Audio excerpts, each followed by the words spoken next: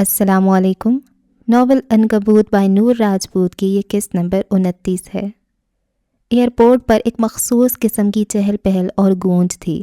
مسافروں کا ہجوم، سامان کی ٹرالیز کی سرسراہٹ اور مختلف فلائٹس کے اعلانات کی آوازیں فضا میں گونج رہی تھیں۔ اس سارے شور کے درمیان فجر اپنی پوری ٹیم کے ساتھ کھڑی تھی، جس کے دل میں جذبات کا ایک سمندر موجیں مار رہا تھا۔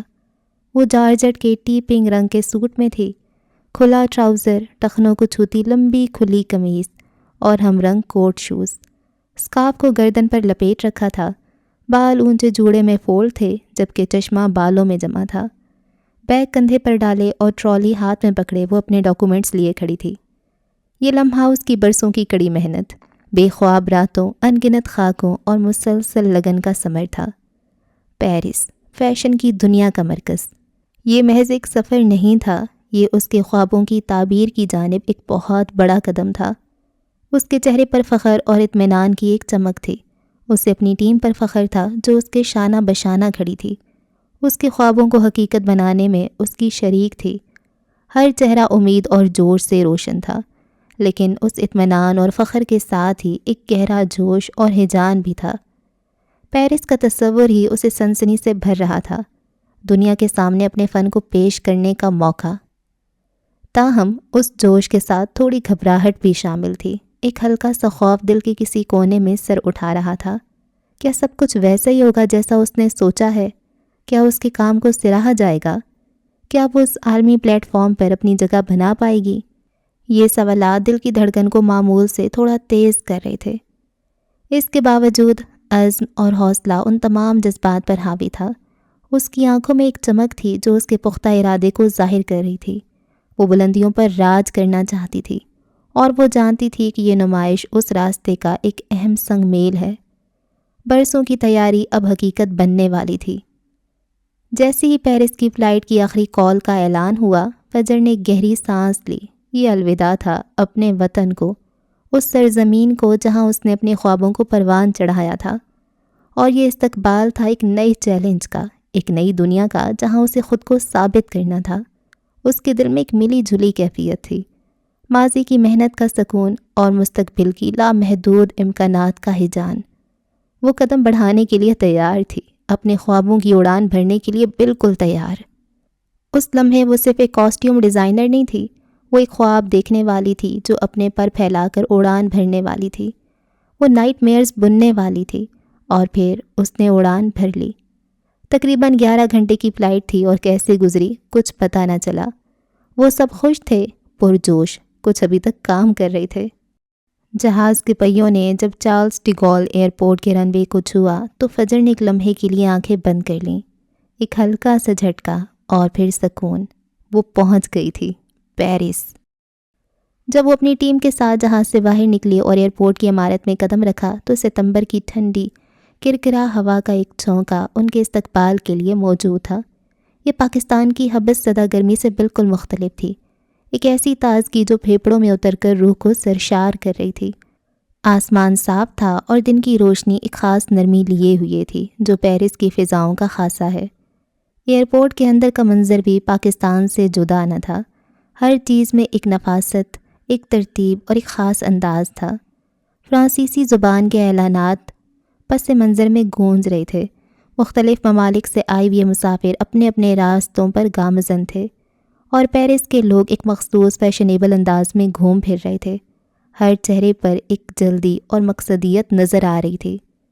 فجر نے گہری سانس لی، ہوا میں ایک انوکھی مہک تھی، شاید کافی، پرفیومز اور بارش کی اوجھل سی خوشبوؤں کا آمیزہ۔ یہ صرف ایک ایئرپورٹ کی ہوا نہیں تھی، یہ پیرس کی ہوا تھی، اس شہر کی جس نے دنیا کو فیشن اور آرٹ کے نئے معیارات سکھائے ہیں۔ اس کے دل میں جذبات کا ایک نیا طوفان برپا تھا۔ پاکستان میں موجود گھبراہٹ اب ایک حیرت انگیز خوشی اور ناقابل یقینیت میں بدل گئی تھی۔ کیا یہ واقعی سچ ہے؟ وہ پیرس میں ہے۔ برسوں کا انتظار، محنت، خواب، آج وہ سرزمین پر کھڑی تھی جہاں اس کے فن کو دنیا کے سامنے پیش ہونا تھا۔ اس نے اپنی ٹیم کی طرف دیکھا، ان سب کے چہروں پر تھکن کے ساتھ ساتھ وہی جوش اور حیرت نمایاں تھی۔ وہ ایک دوسرے کو دیکھ کر مسکرائے۔ یہ مسکراہٹ محض پہنچنے کی خوشی نہیں تھی، یہ ایک مشترکہ سفر، مشترکہ محنت اور مشترکہ خوابوں کی تکمیل کے آغاز کی مسکراہٹ تھی۔ فجر کو محسوس ہو رہا تھا جیسے پیرس کی پوری فضا باہیں کھولے اس کا استقبال کر رہی ہے۔ ستمبر کی یہ خنک شام اس کے لیے ایک نئے باب کا آغاز تھی۔ یہ صرف ایک لینڈنگ نہیں تھی، یہ اس کے خوابوں کے جہاز کی منزل پر رسائی تھی۔ وہ تھکی ہوئی تھی مگر اس کی روح مکمل طور پر بیدار اور آنے والے چیلنج کے لیے تیار تھی۔ پیرس نے اسے خوش آمدید کہا تھا اور وہ اس استقبال کو قبول کر کے اور اپنی چھاپ چھوڑنے کے لیے بالکل تیار تھی۔ فجر اور ان کی باصلاحیت ڈیزائنرز کی ٹیم ایئرپورٹ سے باہر نکلی۔ ستمبر کا مہینہ پیرس میں ایک خاص جادو لے کر آتا ہے۔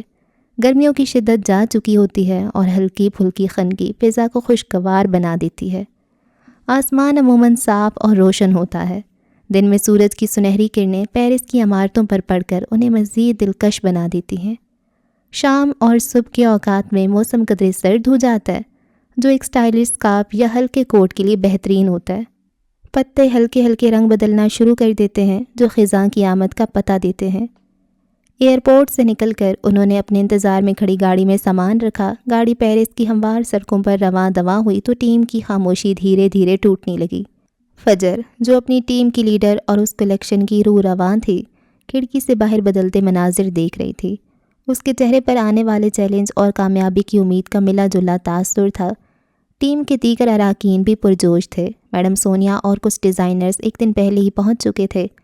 ٹیم میں سے کوئی اپنے ڈیزائنز کے بارے میں آخری لمحات کی باتیں کر رہا تھا، کوئی پیرس کی خوبصورتی کو سراہ رہا تھا اور کوئی بس اس فیشن کے دارالخلافہ میں ہونے کے احساس سے ہی سرشار تھا۔ جیسے جیسے وہ شہر کے قریب آتے گئے، پیرس کی مخصوص عمارتیں اور بولی وارڈز نظر آنے لگے۔ ستمبر کی سنہری روشنی میں نہائے درخت اور کیفے کے باہر بیٹھے لوگ زندگی سے بھرپور لگ رہے تھے۔ ٹیم کی باتیں تیزی سے فیشن، کپڑوں، رنگوں اور شوقی تفصیلات پر مرکوز ہو گئیں۔ یہ صرف ایک سفر نہیں تھا، یہ ان کے فن، محنت اور خوابوں کا سفر تھا۔ گاڑی حسین سڑکوں سے گزرتی ہوئی بولی وارڈ دی گرینیل پر پہنچی۔ سامنے ہوٹل لی پریسس کی جدید اور خوبصورت عمارت نظر آنے لگی۔ آئیفل ٹاور کا اوپری حصہ بھی کہیں پس منظر میں جھلک رہا تھا۔ دلوں کی دھڑکنیں تیز ہو گئیں۔ ان کا عارضی ٹھکانہ آ گیا تھا، وہ جگہ جہاں وہ اگلے چند دن رہ کر اپنے فیشن شو کو حقیقت کا روپ دیں گے۔ گاڑی ہوٹل کے پورچ میں رکی۔ ستمبر کی تازہ ہوا کا ایک جھونکا انہیں چھو کر گزرا۔ سامان اترنے لگا۔ ہوٹل لی پیریسس کا عملہ مسکراتے چہروں کے ساتھ ان کا استقبال کر رہا تھا۔ ایئرپورٹ کی تھکن اب ایک نئے تخلیقی جوش میں بدل چکی تھی۔ وہ پیرس پہنچ چکے تھے، اپنے فیشن کے خواب کو پورا کرنے کے لیے بالکل تیار۔ رئیس گروپ کے ساتھ دیگر اسپانسرز اندر ان کے استقبال کے لیے کھڑے تھے۔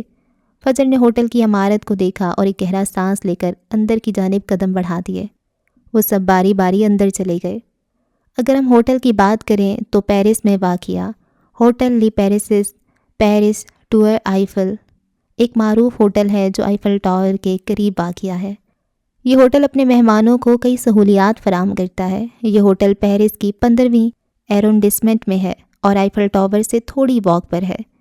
قریبی میٹرو اسٹیشنز تک آسانی سے رسائی حاصل ہے، جس سے پیرس کے دیگر حصوں تک جانا آسان ہوتا ہے۔ ہوٹل میں جدید طرز کے آرام دہ کمرے ہیں، جن میں سے کچھ سے آئیفل ٹاور کا دلکش نظارہ دیکھا جا سکتا ہے۔ کمروں میں مفت wi fi, flat screen T V, espresso machine اور دیگر ضروری سہولیات موجود ہیں۔ ہوٹل میں فٹنس سینٹر، سوانا اور ایک بار لاؤنج شامل ہیں۔ مہمان روزانہ ناشتے سے لطف اندوز ہو سکتے ہیں۔ یقیناً اس ہوٹل میں ان کے یہ دن یادگار ہونے والے تھے۔ فجر کا کمرہ آرام دہ اور پرسکون تھا۔ اس نے کمرے میں پہنچتے ہی سکون کا سانس لیا۔ اس کا سامان اوپر آ چکا تھا۔ اس راہداری کے کافی کمرے تھے، باقی ٹیم بھی ساتھ ہی ٹھہری تھی۔ اس نے کھڑکی سے جھانک کر دیکھا تو یہاں سے آئیفل ٹاور کا اونچا مینار نظر آیا۔ ٹھنڈی ہوا کے جھونکے نے اس کے چہرے کو چھوا تو اس کے اندر اطمینان آ گیا۔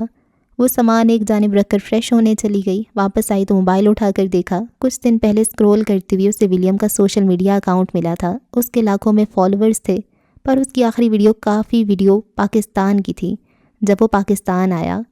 اس کے بعد کچھ بھی نہیں۔ اس نے اپنے ہی بھیجے گئے میسج کو دیکھا۔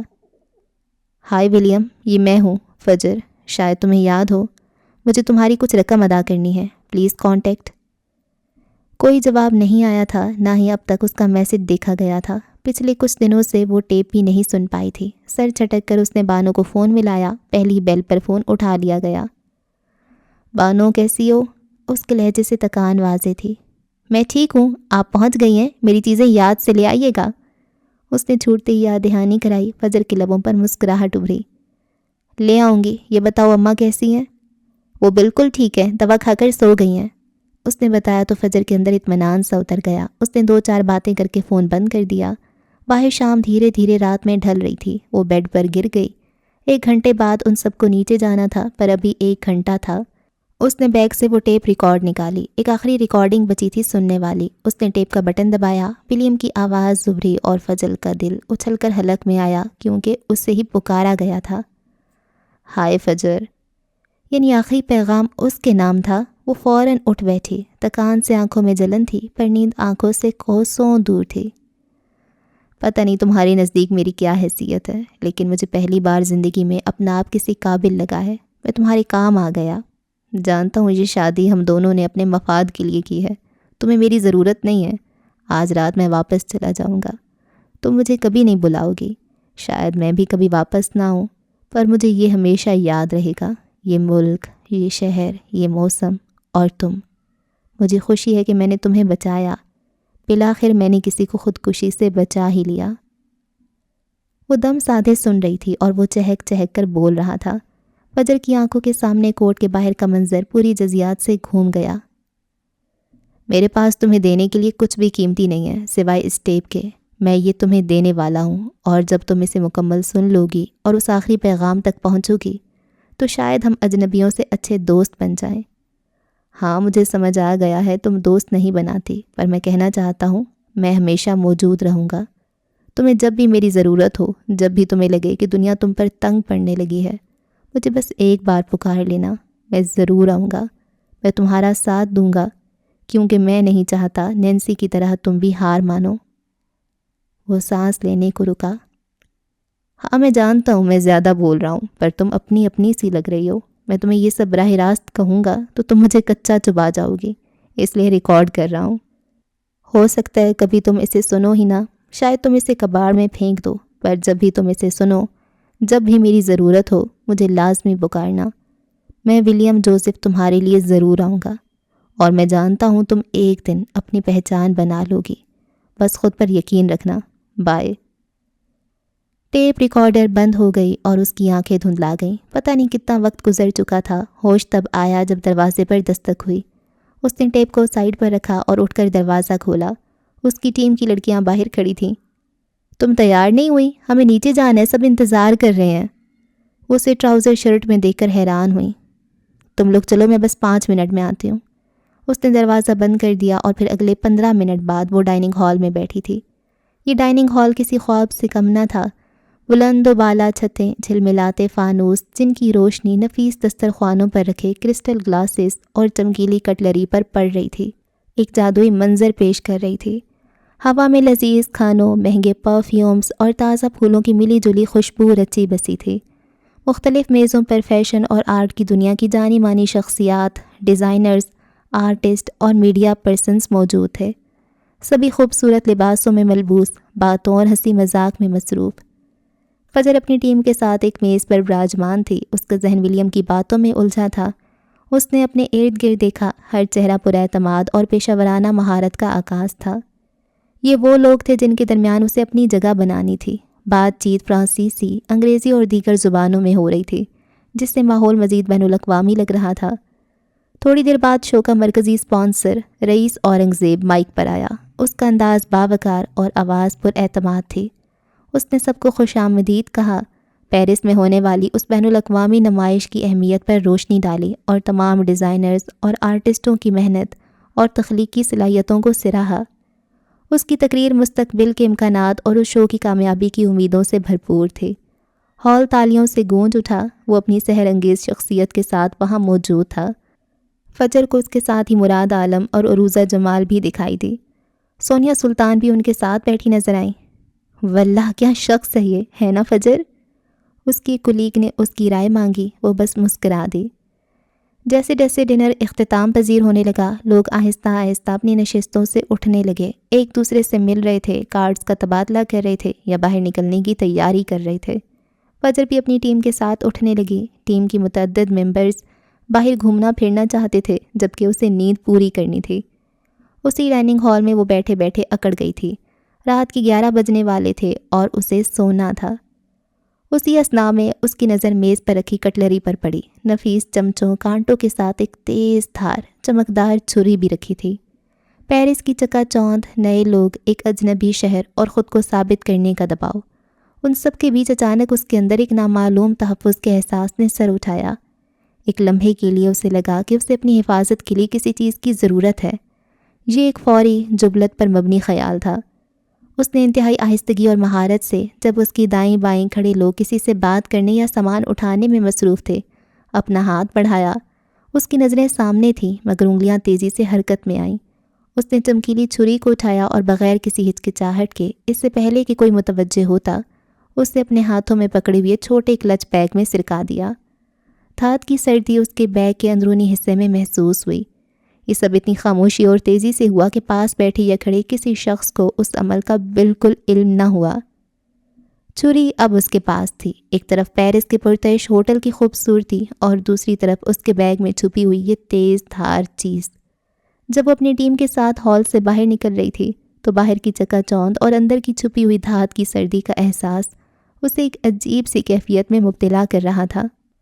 وہ جانتی تھی کہ وہ یہاں اپنے فن کے لیے آئی ہے، بلندیوں کو چھونے آئی ہے، لیکن اس اجنبی شہر میں غیر یقینی صورتحال کے پیش نظر اسے اپنی حفاظت کا خیال بھی رکھنا تھا۔ اس چھوٹی سی چھری نے اسے ایک عجیب سا حوصلہ دیا، ایک پوشیدہ تیاری کا احساس۔ وہ کچھ دیر ہوٹل کے باہر رہی، اپنی ٹیم کے ساتھ کھڑی رہی۔ اچانک اسے گہری نظروں کی تپش محسوس ہوئی۔ اس نے چونک کر ادھر ادھر دیکھا، کچھ نظر آیا، سب خوش کپیوں میں مصروف تھے۔ وہ الجھ گئی اور پھر انہیں چھوڑ کر اندر آ گئی۔ اس کا رخ اپنے کمرے کی جانب تھا۔ فی الوقت وہ کسی سے بات نہیں کرنا چاہتی تھی۔ کمرے میں آ کر اس نے دروازہ لاک کر لیا، کلچ ٹائپ والیٹ کو بیڈ کی سائڈ ٹیبل پر رکھ دیا۔ 15 منٹ بعد وہ سفید شب خوابی کے لباس میں تھی۔ پوری آستین والا سلک کا یہ لباس اس کے ٹخنوں تک جا رہا تھا۔ یہ نرم اور ملائم تھا۔ سکون کی خاطر بال اس نے کھول لیے۔ وہ ساری بتیاں بجھا کر سونے کے لیے لیٹ گئی۔ ایک لیمپ آن تھا۔ اس کے کمرے میں 2 کھڑکیاں تھیں، ایک جو باہر کھلتی تھی اور ایک راہداری میں۔ دونوں پر پردے ٹنگے ہوئے تھے، سفید پردے۔ وہ سونا چاہتی تھی پر نیند نہ آئی۔ ولیم کی باتیں ذہن میں گونجتی رہیں۔ اسے آنا تھا، پھر کیوں نہیں آیا؟ یہی سوال ذہن میں گونج رہا تھا۔ پتہ نہیں کب سوچتے سوچتے اس کی آنکھ لگ گئی۔ نرم بستر، ریشمی چادریں اور کھڑکیوں سے چھنتی مدھم روشنی ایک دلکش ماحول بنا رہی تھی۔ اچانک اس کی نیند ایک جھٹکے سے ٹوٹی، لیکن وہ بیدار نہیں ہوئی بلکہ ایک پر اسرار اور خوفناک خواب کی دنیا میں داخل ہو گئی۔ ہاں، وہ کابوس کی دنیا میں پھر سے پھنس چکی تھی۔ چاروں طرف گہرا اندھیرا چھایا ہوا تھا، اتنا گہرا کہ سانس لینا بھی دشوار لگ رہا تھا۔ ہوا میں ایک ناگوار سڑاند والی بو پھیلی ہوئی تھی۔ اس اندھیرے میں اس کی نظر ایک ہیبت ناک منظر پر پڑی۔ ایک شخص زمین پر پڑا تھا، اس کے ہاتھ پاؤں کسی نامعلوم چیز سے مضبوطی سے جکڑے ہوئے تھے۔ وہ مکمل طور پر بے بس اور لاچار تھا۔ اس کا چہرہ خوف اور تکلیف سے مسخ شدہ تھا، لیکن اصل وحشت کا منظر کچھ اور تھا۔ اس شخص کا سارا جسم سینکڑوں، شاید ہزاروں مکڑیوں سے ڈھکا ہوا تھا۔ چھوٹی، بڑی، کالی، بھوری، ان گنت مکڑیاں اس کے جسم پر رینگ رہی تھیں، اس کی جلد سے چپکی ہوئی تھیں اور اسے زندہ کھا رہی تھیں۔ مکڑیوں کے 8 پاؤں اس کی جلد میں پیوست ہو رہے تھے اور ان کے زہریلے جبڑے گوشت نوچ رہے تھے۔ انسان کی آنکھ میں وحشت تھی۔ وہ چیخنا چاہتا تھا مگر اس کے حلق سے کوئی آواز نہیں نکل رہی تھی۔ مکڑیاں بے رحمی سے اپنا کام کر رہی تھیں۔ ان کے ریشمی جالے اس کے جسم کے گرد لپٹ رہے تھے، جیسے اسے مزید قید کر رہے ہوں۔ فجر وہیں کھڑی یہ ہولناک منظر دیکھ رہی تھی۔ اس کا دل زور زور سے دھڑک رہا تھا اور ایک سرد لہر اس کے پورے وجود میں سرایت کر گئی۔ یہ منظر صرف خوفناک نہیں تھا، یہ پر اسرار بھی تھا، جیسے وہ کسی ایسی دنیا میں آ گئی ہو جہاں صرف وحشت اور بے بسی کا راج تھا۔ وہ شخص کون تھا اور اسے اس قدر اذیت کیوں دی جا رہی تھی؟ مکڑیوں کا یہ لشکر کہاں سے آیا تھا؟ سوالات اس کے ذہن میں گونجنے لگے، لیکن اس تاریک اور مکڑیوں سے بھرے منظر میں کوئی جواب نہیں تھا، صرف رینگنے کی سرسراہٹ اور بے بس انسان کی خاموش چیخیں تھیں۔ وہ اسے بچانا چاہتی تھی، پر جیسے اس کے پاؤں زمین نے جکڑ لیے تھے۔ وہ اس کا چہرہ نہیں دیکھ پائی تھی پر اس کا درد محسوس کر سکتی تھی۔ اس نے خود کو چھڑانے کی کوشش کی اور پھر ایک زوردار چیخ کے ساتھ اس کی آنکھ کھل گئی۔ وہ جھٹکے سے اٹھ بیٹھی، پورا جسم پسینے سے شرابور تھا۔ وہ گہرے گہرے سانس لے رہی تھی، چہرے پر وحشت چھائی تھی۔ خود کے جسم کو مکڑیوں کی قید میں دیکھنا اتنا خوفناک نہیں تھا جتنا یہ منظر۔ اس نے وقت دیکھا تو رات کا 1 بج رہا تھا۔ سر میں درد کی تیز لہر اٹھی، وہ بستر سے نیچے اتر آئی، میز پر رکھی بوتل سے پانی پیا اور ادھر ادھر ٹہلنے لگی۔ ذہن ابھی تک اس خواب کے زیر اثر تھا اور ایک دم جھماکا ہوا۔ پہلا خیال ولیم کا آیا۔ اس نے آگے بڑھ کر فون اٹھایا اور کال ہسٹری سے جوزف پیلس کا نمبر نکالا۔ وہ دھڑکتے دل پر قابو پاتے نمبر ملا رہی تھی، جسم میں ابھی بھی کپکپاہٹ تھی۔ اس کے ریشمی بال کندھوں پر بکھرے تھے۔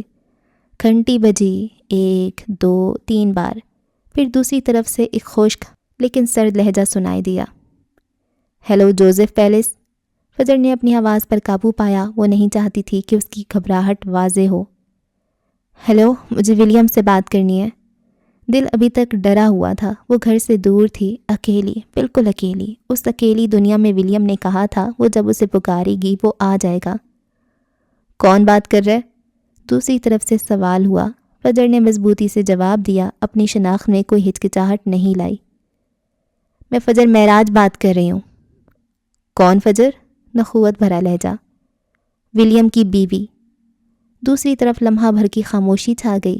یہ خاموشی 1000 باتوں سے زیادہ وزنی تھی۔ پھر فون پر ایک مختلف، تلخ اور با اختیار لہجہ آیا۔ یہ جس کی بھی آواز تھی، اس آواز میں نفرت اور حقارت صاف محسوس ہو رہی تھی۔ بیوی؟ کس کی بیوی؟ کہا تھا نا یہاں کوئی ولیم نہیں ہے۔ فجر نے خود کو سمیٹ لیا، اب اس کی آواز میں پختگی تھی۔ مجھے ولیم سے بات کرنی ہے، مجھے کچھ پیسے لوٹانے ہیں۔ ولیم کہاں ہے؟ فجر نے پیسے لوٹانے کی بات ایک ڈھال کے طور پر کی تھی، ایک ایسا جواز جو شاید ان سخت دل لوگوں کے لیے قابل قبول ہو۔ دوسری جانب سے کہکا نما آواز آئی جس میں کوئی خوشی نہیں تھی، صرف تلخی اور استہزاء تھا۔ پیسے؟ ولیم کو اب پیسوں کی ضرورت نہیں اور تم اب اس کی بیوی نہیں ہو۔ اس کا لہجہ زہر آلود تھا۔ ولیم اب اس دنیا میں نہیں ہے، ولیم مر چکا ہے۔ فجر کے جسم میں ایک سرد لہر دوڑ گئی، دل کی دھڑکن جیسے ایک لمحے کو رک گئی، پوری دنیا اس کے سامنے دھندلا گئی، سر چکرا گیا پر وہ گری نہیں۔ سالوں کی جدوجہد، خود کو مضبوط بنانے کی مسلسل کوششیں اسے اس لمحے سہارا دے گئیں۔ اس کے دل کو کچھ ہوا۔ کیا بکواس کر رہے ہو؟ فجر نے تقریباً چیخ کر کہا۔ اس کی آواز کمرے کی خاموشی میں گونجی۔ تم جھوٹ بول رہے ہو، مجھے ولیم سے بات کرنی ہے، میری بات کرواؤ۔ حقیقت یہی ہے، اسے قبول کرو اور آئندہ یہاں فون مت کرنا۔ واضح تنبیہ تھی۔ مجھے سچ جاننے کا حق ہے، مجھے اس سے بات کرنے کا حق ہے، میں اس کی بیوی ہوں۔ وہ پتہ نہیں یہ لفظ بار بار کیوں استعمال کر رہی تھی، شاید اس لیے کہ اس کی ایک بار بات ہو جائے، چاہے وہ اسے پہچاننے سے انکار کر دے، پر موت نہیں، یہ نہیں ہو سکتا۔ تو پھر اپنے پاکستانی معاشرے میں بیوہ بن کر گھوم لو، کیونکہ ولیم مر چکا ہے۔ اس کے الفاظ کسی چابک کی طرح لگے تھے۔ فجر کا ہاتھ کانپ رہا تھا، فون اس کے ہاتھ سے پھسلا اور بیڈ پر گر گیا۔ وہ وہیں سفید شب خوابی لباس میں جیسے منجمد ہو کر رہ گئی۔ ولیم مر چکا ہے، وہ شخص جسے اس نے صرف اس کی آواز کے ذریعے جانا تھا، وہ شخص جس نے ولیم کو قید کر رکھا تھا، اب یہ کہہ رہا تھا کہ وہ مر گیا۔ یہ اس شخص کا جھوٹ تھا، اس کی چال تھی یا… وہ وہیں نرم قالین پر بیٹھتی چلی گئی، سر بیڈ سے ٹکا دیا۔ کچھ اس خواب کا اثر تھا اور کچھ اس شخص کی باتوں کا۔ فجر کا وجود لرزنے لگا، اس نے اپنے بازو اپنے گرد باندھ لیے۔ ولیم جیسا شخص کیسے مر سکتا تھا؟ اسے پتہ نہیں کیوں رونا آ رہا تھا۔ ایک بار پھر لگا جیسے بھری دنیا میں وہ اکیلی رہ گئی ہو، جانے کتنے دنوں کا غبار جو دھیرے دھیرے آنسوؤں کی صورت بہتا چلا گیا۔ اس نے کیسے سوچ لیا تھا کہ اس کا یہ سفر زندگی کا حسین ترین سفر گزرے گا، جبکہ تار عنکبوت نے اسے جکڑ لیا ہو۔ وہ رو رہی تھی ہچکیوں سے، اس کا وجود لرز رہا تھا، اور پھر اس نے گھٹنوں سے سر اٹھایا اور ساکت رہ گئی۔ اس کے سامنے کھڑکی کے پار کوئی کھڑا تھا، ہلکے پردوں کے پیچھے کھڑا وجود کسی لڑکی کا تھا۔ اس کا سفید لباس نظر آیا اور گھنے گھنگریالے بال، وہ جیسے اسے ہی دیکھ رہی تھی، پر فجر کو چہرہ نظر نہیں آیا۔ وہ رونا بھول گئی، دل اچھل کر حلق میں آ گیا۔ فٹافٹ اٹھ کر کمرے کی لائٹ آن کی، دوبارہ دیکھا تو کچھ نظر نہیں آیا۔ اب وہاں کوئی نہیں تھا۔ اس نے ہتھیلی کے پشت سے رگڑ کر آنسو صاف کیے اور والیٹ سے چھری نکال لی جو اس نے اپنی حفاظت کے لیے رکھی تھی۔ سلیپر جوتے پہن کر وہ کمرے سے باہر نکل آئی۔ باہر راہداری میں کہیں روشنی تھی اور کہیں اندھیرا۔ راہداری کے آخر میں اسے وہی سفید لباس نظر آیا۔ کوئی راہداری کے کونے سے مڑ گیا تھا۔ وہ دھک دھک کرتے دل کے ساتھ آگے بڑھی۔ جیسے ہی کونے تک پہنچی وہاں کوئی نہیں تھا۔ دونوں جانب کی راہداری خالی تھی اور سامنے لگی کھڑکیوں سے ٹھنڈی ہوا اندر آ رہی تھی۔ سفید پردے ہوا سے اڑ رہے تھے۔ راہداری سنسان تھی۔ سب یا تو ابھی واپس نہیں تھے یا سو چکے تھے۔ اس نے پھر سے نظر دائیں بائیں گھمائی۔ راہداری طویل اور خالی نظر آ رہی تھی۔ قالین پر بچھے پھولوں کے ڈیزائن بھوتوں جیسے لگ رہے تھے۔ ہر سایہ ایک ممکنہ حملہ آور جیسا تھا۔ اس کی آنکھیں تیزی سے ہر سمت گھوم رہی تھیں، کسی بھی غیر معمولی حرکت کو بھانپنے کے لیے تیار۔ قدموں کی چاپ سنائی نہیں دے رہی تھی، مگر وہ جانتی تھی کہ کوئی ہے جو اسے دیکھ رہا ہے۔ یہ نظریں اسے محسوس ہو رہی تھیں۔ اس کی جلد پر رینگتی ہوئی وہ واپس جانے کے لیے پلٹی۔ اسی لمحے ہوا کا ایک جھونکا اس کے چہرے سے ٹکرایا۔ اس کے ساتھ ہی ایک تیز جانی پہچانی سی خوشبو تھی، ایکوا واٹر اور کسی نامعلوم مہک کا میزہ جو دل و دماغ پر چھا گیا۔ یہ اتنی غیر متوقع اور حاوی تھی کہ وہ ساکت رہ گئی۔ وہ اس خوشبو کو پہچان سکتی تھی۔ وہ فوراً پلٹی اور وہ وہیں تھا۔ راہداری کی موڑ پر جہاں سے روشنی آ رہی تھی ایک وجود استیدا تھا۔ روشنی اس کے سراپے پر پڑ رہی تھی، اسے ایک ہیولے میں تبدیل کر رہی تھی۔ جسم کی ساخت، لباس کی تراش، سب واضح تھا، مگر سر اور چہرہ پر اصرار طور پر گہرے سائے میں تھا۔ وہ مکمل طور پر اندھیرے میں نہ تھا، بلکہ یوں لگتا تھا جیسے روشنی اس کے چہرے کو چھونے سے گریزاں ہو۔ خوشبو کا جھٹکا اور اس ہیولے کا اچانک ظہور۔ فجر نے ایک لمحے کی بھی تاخیر نہ کی۔ اس کا ہاتھ بجلی کی تیزی سے حرکت میں آیا۔ فجر سیدھی اٹھی اور اس سے پہلے کہ وہ وجود کوئی رد عمل ظاہر کرتا، فولاد کی نوک اس کی گردن کی شہرگ پر ٹھہر گئی، ٹھیک اس جگہ جہاں زندگی دھڑکتی ہے۔ سانسیں تھم گئیں، وقت جیسے جم گیا۔ فجر کا دل ابھی بھی بے ترتیب دھڑک رہا تھا، مگر اب اس میں خوف کی بجائے عزم تھا۔ اس نے مضبوطی سے چھری کی موڑ تھام رکھی تھی۔ سائے میں چھپے چہرے سے کوئی آواز نہیں نکلی، کوئی حرکت نہیں ہوئی، صرف وہ تیز خوشبو تھی جو اب ان دونوں کے درمیان معلق تھی۔ روشنی میں کھڑا پر اسرار وجود اور سائے میں چھپا چہرہ آمنے سامنے تھے، اور ان کے درمیان زندگی اور موت کی باریک لکیر پر رکھی ہوئی فجر کی چھری۔ یہ ملاقات کسی تعارف کی محتاج نہ تھی، یہ ایک خاموش اعلان تھا، جنگ کا، یہ شاید کسی ایسی کہانی کا جس کا آغاز اسی پر اسرار لمحے میں ہو رہا تھا۔ کون ہو تم؟ فجر کی آواز سرگوشی جیسی تھی، مگر اس میں فولاد کی سی کاٹ تھی۔ اور یہاں کیا کر رہے ہو؟ یہ وجود وہ وجود نہیں تھا جو اسے کھڑکی سے نظر آیا تھا، وہ عورت تھی اور یہ مرد۔ سائے میں چھپے چہرے پر کوئی تاثر نہیں ابھرا، وہ بس وہیں کھڑا رہا، اس پرفیوم کی مہک کی طرح پرسکون مگر ناقابل عبور۔ پھر ایک گہری ٹھہری ہوئی آواز گونجی۔ اس آواز میں کوئی اتار چڑھاؤ نہیں تھا، جیسے وہ کسی مشین سے آ رہی ہو۔ لگتا ہے تمہیں بچانا مجھ پر فرض کر دیا گیا ہے۔ وہ آواز گونجی، لہجے میں کوئی تمسخر نہیں تھا، صرف ایک غیر جذباتی بیان۔ فجر کا ماتھا تنا۔ یہ وہی آواز تھی جو اس نے ہال میں سنی تھی، رئیس اورنگزیب کی آواز۔ وہ اس آواز کو پہچان سکتی تھی اور خوشبو کو بھی۔ بچانا؟ اس نے ہنستے ہوئے کہا، ایک تلخ ہنسی، یا تعاقب؟ مسیحاؤں کا تعاقب کرنا پڑتا ہے۔ میں مسیحاؤں پر یقین نہیں رکھتی، خاص کر ان پر جن کے ارادے سائے میں چھپے ہوں۔ اس نے چھری کو ذرا نیچے کرتے دباؤ بڑھایا۔ چھری کی نوک ہلکی سی اس کی جلد کے اندر جاتی ایک چھوٹا سا زخم کر گئی۔ وہ یوں ہی کھڑا رہا جبکہ فجر کی ہیزل آنکھیں بارود جیسی تھیں۔ وہ اس کا چہرہ دیکھ رہا تھا، اس کی کھلی آنکھیں، اس کی تھوڑی کا وہ تل اضافی تھا۔ اس کی آنکھوں کی رنگت مختلف تھی اور اس کے بال اڑ رہے تھے۔ رئیس نے کوئی جواب نہیں دیا، وہ بس اسے دیکھ رہا تھا، ایک شے کی طرح یا شاید ایک مسئلے کی طرح جسے حل کرنا تھا۔ اس کا وجود روشنی میں تھا، مگر اس کے اندر کا بھید اندھیرے جیسا گہرا اور بے تاثر۔ تمہاری دنیا ایسی ہی ہے نا؟ رئیس کی آواز آئی، جہاں ہر چہرہ نقاب پوش ہے اور ہر مدد کے پیچھے کوئی مفاد چھپا ہے۔ اور تمہاری دنیا کیسی ہے جناب؟ فجر نے پلٹ کر سوال کیا۔ جہاں آپ رات کی تاریکیوں میں ایک عورت کے کمرے کے باہر تجزیہ کرتے پھر رہے ہیں۔ میں حقائق کا تجزیہ کرتا ہوں۔ رئیس نے سادگی سے کہا، جیسے کوئی سائنسدان کسی تجربے کا نتیجہ بیان کر رہا ہو۔ تمہیں اس وقت غیر معمولی خطرات لاحق ہیں۔ تمہارے ارد گرد ایسے لوگ ہیں جن کی موجودگی تمہاری بقا کے لیے نقصان دہ ہے۔ اور آپ کیسے جانتے ہیں؟ فجر نے دباؤ بڑھایا۔ میری زندگی کے حقائق سے آپ کو کیا دلچسپی؟ میں تمہاری بقا چاہتا ہوں۔ اس کا چہرہ ابھی تک اندھیرے میں تھا۔ مجھے بقا کی جنگیں لڑنی آتی ہیں۔ اس نے دباؤ کم نہیں کیا۔ میں جانتا ہوں۔ اس کی آواز پھر سے گونجی۔ کیا جانتے ہیں آپ؟ وہ جمی رہی۔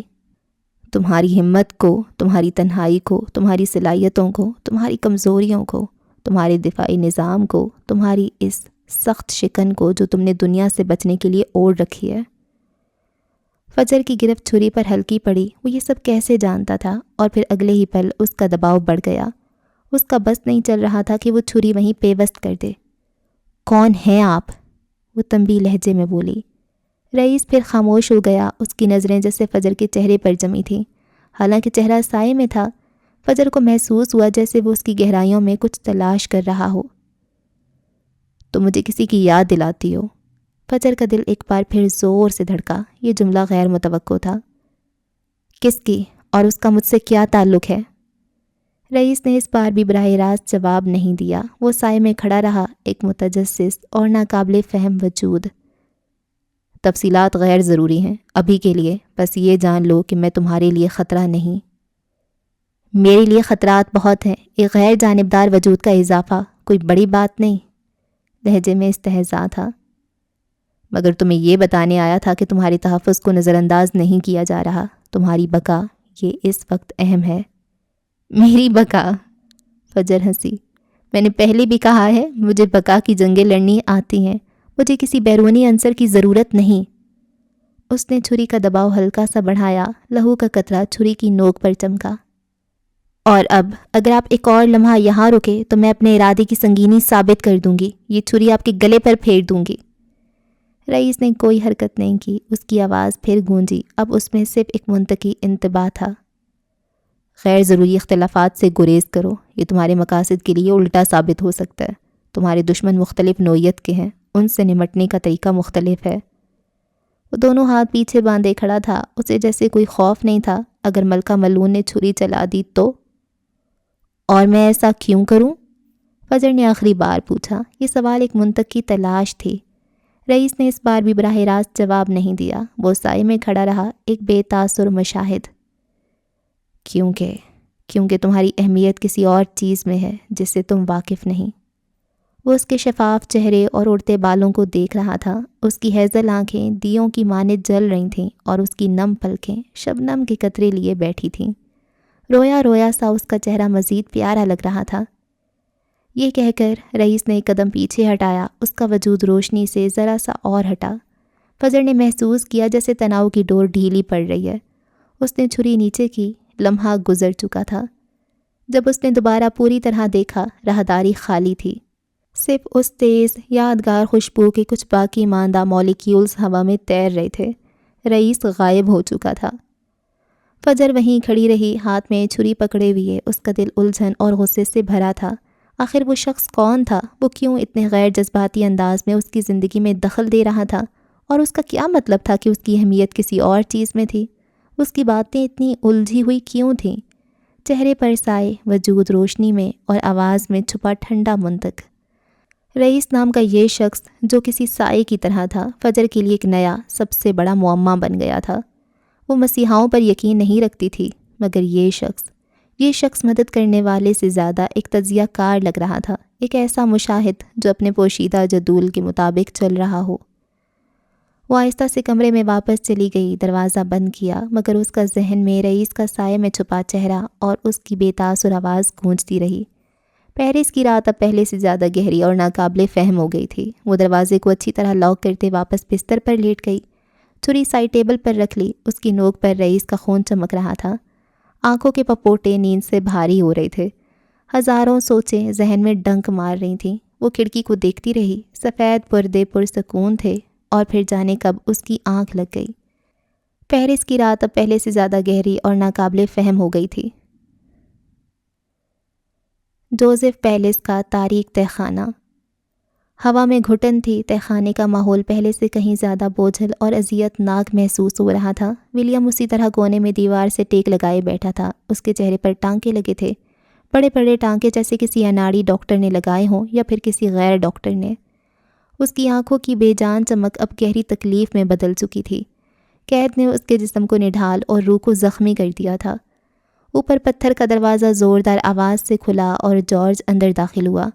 اس کے چہرے پر وہی پتھریلی تاثیر تھی، لیکن اس کی آنکھوں میں ایک کریح چمک تھی۔ اس کے ہاتھوں میں اب بھی ٹرے تھی، لیکن اس کے چلنے کے انداز میں ایک ناگوار اطمینان تھا۔ وہ مضبوط قدموں سے زینے اتر رہا تھا۔ جارج نے ٹرے حقارت سے ولیم کے قریب فرش پر رکھی۔ کھانے کی بجائے یہ زہر لگ رہا تھا۔ کھا لو، تمہیں بھی زندہ رہنا ہے، جارج نے سرد مہری سے کہا۔ اس کی آواز میں ہمدردی کا شائبہ تک نہیں تھا۔ ولیم نے کوئی رد عمل ظاہر نہیں کیا۔ اس کی نظریں فرش پر جمی تھیں۔ اس کا خوبصورت چہرہ اب ٹانکوں کی نظر تھا۔ جارج ایک قدم آگے آیا اور ولیم کے قریب جھکا۔ اس کے لہجے میں زہر گھلنے لگا۔ کیا سوچ رہے ہو ولیم صاحب؟ اپنی آزادی کے بارے میں یا اپنی شادی کے بارے میں؟ اس کی آنکھوں میں عجیب سا تاثر تھا۔ ولیم کو وہ تاثر اپنے جسم پر رینگتا محسوس ہوا۔ اس نے آہستہ سے سر اٹھایا۔ اس کی آنکھیں سوالیہ تھیں۔ جارج کے ہونٹوں پر ایک شیطانی مسکراہٹ پھیلی۔ ویسے تمہارے لیے ایک خبر ہے، ایک دلچسپ خبر۔ ولیم نے خاموشی سے اسے دیکھا۔ اس کے لیے دلچسپی کہاں بچی تھی؟ تمہارے لیے ایک فون آیا تھا، ایک لڑکی کا فون۔ جارج نے زور دے کر لڑکی کے لفظ پر طنز کیا۔ اس نے اپنا نام فجر معراج بتایا۔ یہ سنتے ہی ولیم کے لاغر وجود میں ایک جھٹکا سا لگا۔ اس کی آنکھیں قطرے کھل گئیں، حیرت اور بے یقینی سے پھٹنے کو تیار۔ فجر؟ وہ زیر لب بڑبڑایا، پورے جسم میں جیسے جان پڑ گئی ہو۔ اسے یقین نہیں آیا۔ وہ حیرت سے جارج کو تک رہا تھا، جو اس کے سامنے کرسی کھینچے ٹانگ پر ٹانگ جمائے بیٹھا تھا۔ آج وہ کافی دنوں بعد ولیم کے سامنے آیا تھا، ورنہ ایک وفادار ملازم 2-3 دن بعد کھانا رکھ جاتا تھا۔ فجر؟ ولیم نے پھر سے اس کا نام دہرایا۔ گلے میں کچھ اٹک گیا تھا۔ ہاں وہی فجر، تمہاری بیوی۔ جارج نے طنز جاری رکھا۔ بڑی پریشانی تھی، تمہارے بارے میں پوچھ رہی تھی۔ ولیم کے چہرے پر ایک لمحے کے لیے امید کی کرن لہرائی۔ ایک پل کو اسے لگا شاید پوری دنیا اس کے لیے تنگ نہیں پڑی۔ ہاں کوئی ہے جس کو اس کی ضرورت ہے۔ لیکن اگلے ہی لمحے جارج کی بات نے اس امید کو کچل دیا۔ تم نے کیا کہا؟ وہ بے چینی سے بولا۔ تو میں نے اسے بتا دیا، جارج نے فاتحانہ انداز میں کہا۔ ولیم نے سانس روکے جارج کو دیکھا۔ میں نے اسے بتا دیا کہ تم… جارج رکا۔ اس کی مسکراہٹ گہری ہوئی۔ تم مر چکے ہو۔ یہ الفاظ ولیم کے دل پر بم بن کر گرے۔ اس کا منہ کھل گیا، آنکھیں پھٹی کی پھٹی رہ گئیں۔ اس کا سارا وجود جیسے شل ہو گیا۔ وہ ساکت ہو گیا۔ اسے اپنے کانوں پر یقین نہیں آیا۔ جارج نے کیا کہا؟ وہ مر چکا ہے؟ تم نے کیا کہا؟ ولیم نے ہکلاتے ہوئے پوچھا۔ اس کی آواز کسی ٹوٹے ہوئے ساز جیسی تھی۔ یہی کہ تم ختم، کہانی تمام، اب وہ آزاد ہے، بیوہ بن کر گھوم سکتی ہے۔ جارج کے لہجے میں خباثت تھی۔ اسے ولیم کی تکلیف دیکھ کر مزہ آ رہا تھا۔ بڑی فکر مند ہو رہی تھی نا، اب اطمینان ہو گیا ہوگا۔ ولیم کا چہرہ غصے، صدمے اور گہری مایوسی سے بگڑ گیا۔ اس نے جارج کو ایسی نظروں سے دیکھا جیسے وہ کوئی انسان نہیں، کوئی عفریت ہو۔ یہ الفاظ جیسے سیسا بن کر ولیم کے کانوں میں اترے۔ وہ ساکت رہ گیا، آنکھیں بے یقینی سے پھیل گئیں۔ تم نے ایسا کیوں کیا؟ ولیم نے تقریباً چیختے ہوئے پوچھا۔ اس کی آواز میں درد تھا، گردن کی نسیں ابھر آئیں، سرخ انگارہ چہرہ۔ اور کیا کہتا؟ جارج کی آواز میں اب خالص حقارت تھی۔ اس نے لاپرواہی سے کندھے اچکائے۔ وہ اٹھ کر اس کے قریب آیا۔ کیا دنیا کو بتاتا کہ میرا بھائی اس عظیم خاندان کا چشم و چراغ ایک غیر ملکی معمولی لڑکی کی خاطر اپنی عزت، اپنا مقام، سب کچھ داؤ پر لگا کر آج اپنے ہی گھر کے تہخانے میں قید ہے؟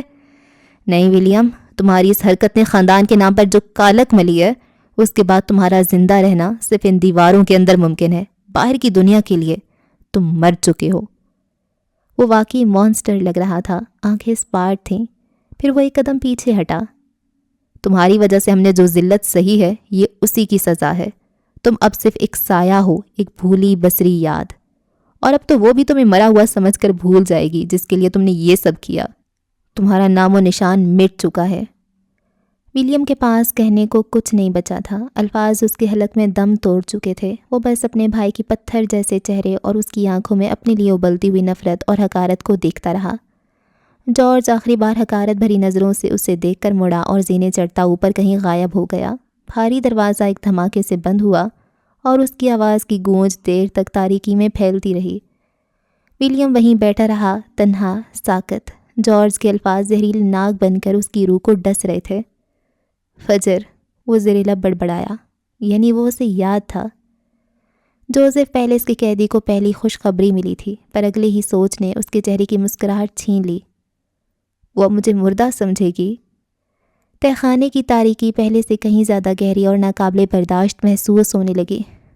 نہیں فجر، اس نے بے چینی سے پہلو بدلا۔ چہرے کے زخم کی وجہ سے کھوپڑی تک درد کر رہی تھی اور اب یہ درد اچانک ہی کہیں غائب ہو گیا۔ اسے کیفے میں گھٹنوں میں سر دیے سے سکتی ہوئی فجر یاد آئی۔ میری رہنا فجر، پلیز میری رہنا، میں آؤں گا، میں ضرور آؤں گا۔ اس کا دل جہاں مسرور تھا وہیں تڑپ رہا تھا۔ دنیا میں اس سے بے بس شاید ہی کوئی ہوگا۔ اوکے جی، تو اس ایپیسوڈ کو ہم یہاں پہ ختم کرتے ہیں، اور اس ایپیسوڈ میں بہت کچھ ہوا ہے۔ سب سے پہلی بات جو ہوئی تھی، اس کے سینز بہت بڑے بڑے تھے۔ فجر پیرس آ گئی ہے اور فجر کی ترقی بہت جلدی ہوئی ہے، بہت بہت بہت جلدی۔ ٹھیک ہے، وہ ٹیلنٹڈ ہے، اس میں بہت زیادہ ہنر ہے اور وہ بہت اچھا کام کرتی ہے، لیکن جیسے ہی آپ گریجویٹ ہوتے ہو آپ کو کال آتی ہے اور آپ وہاں پہ ایک سینئر ڈیزائنر بن جاتے ہو۔ اپوائنٹمنٹ یا آپ کی سینئر ڈیزائنر کے طور پہ ہوتی ہے اور آپ ایک پوری ٹیم کو لیڈ کرنے لگ جاتے ہو، اور آپ ایک فیشن شو میں، جو کہ بہت بڑا فیشن شو ہے، وہاں پر اپنی ڈیزائنز دکھانے پہنچ جاتے ہو۔ تو پتہ نہیں، مجھے فیشن کے بارے میں اتنا آئیڈیا نہیں ہے، مے بی ایسے ہی کام کرتی ہے ان کی انڈسٹری، مے بی، لیکن پتہ نہیں یار، زیرو ایکسپیرینس، اور اسکلس بھی تو ایکسپیرینس کے ساتھ ساتھ ہی انہینس ہوتی ہیں نا۔ تو یہ تو میرے لیے بہت زیادہ سڈن ہے، اتنی زیادہ ترقی ایک دم سے، اس کو سب کچھ مل گیا، اتنا اچھا پیکیج۔ خیر، وہ لڑکی تو اس پہ ویسے بھی کر رہی ہے، اس کو فیور کر رہی ہے کیونکہ وہ اس کو یوز کر رہی ہے رئیس کے اگینسٹ، تو وہ کر سکتی ہے ایسے، لیکن پھر بھی ہاں یہی وجہ تھی۔ اور وہ پیرس آ گئی اور یہاں پر آگے اس کو ڈر لگ رہا ہے اور اس کو سائے میں کوئی بندہ نظر آیا ہے۔ سب سے پہلے اس کو خواب آ رہے ہیں، کابوس، یار یہ کیا چیز ہے۔ اس کو مکڑیوں میں کچھ جکڑا ہوا بندہ نظر آتا ہے اور اس کو ولیم کا خیال آتا ہے، مطلب مے بی اس کو اشارہ مل رہا ہے کہ ولیم خطرے میں ہے، اس کو بچانے، اور اس کو تکلیف ہو رہی ہوتی ہے، تو وہ ولیم سے بات کرنے کی کوشش کرتی ہے۔ چلو کچھ نہ کچھ تو کر رہی ہے، اچھی بات ہے۔ اب میرے خیال سے یہی ولیم کو بچائے گی، پال اریتا کے ٹرگین خواہ مخواہی۔ اور پھر اس کو کچھ نظر آتا ہے، گھنگریالے بالوں والی کون ہے؟ اروزا کے بال گھنگریالے تھے کہ سیدھے بال تھے یار، یہ مجھے نہیں یاد رہتا۔ اچھا، تو کتنا خوفناک ہے نا، آپ اتنی دور ہوں، آپ کی ابھی عمر بھی کم ہو، اور دوسرے پرائے شہر میں پردے کے پیچھے آپ کو کوئی نظر آئے اور آپ جائیں وہ نہ ہو، پھر آپ کو کوئی اور سائے میں نظر آئے، رئیس کیا کر رہے ہو تم یار؟ اس کو بچانے آتا ہے، پتہ نہیں بچا رہا ہے کہ خود ہی پھنسا رہے ہیں۔ تو اگر سونیا اس کو پھنسا رہی ہے اور رئیس بچا رہا ہے، فی الحال تو یہی امپریشن ہے، لیکن اس کے لیے تو رئیس بھی مسیحا تو نہیں بنا نا ابھی تک۔ اور ہاں بس آگے کیا ہوگا پیرس میں، یہ جاننے کی دیر ہے۔ اوکے جی، اگلے ایپیسوڈ میں ہوتی ہے ملاقات، رکھیں دعاؤں میں یاد، اللہ حافظ۔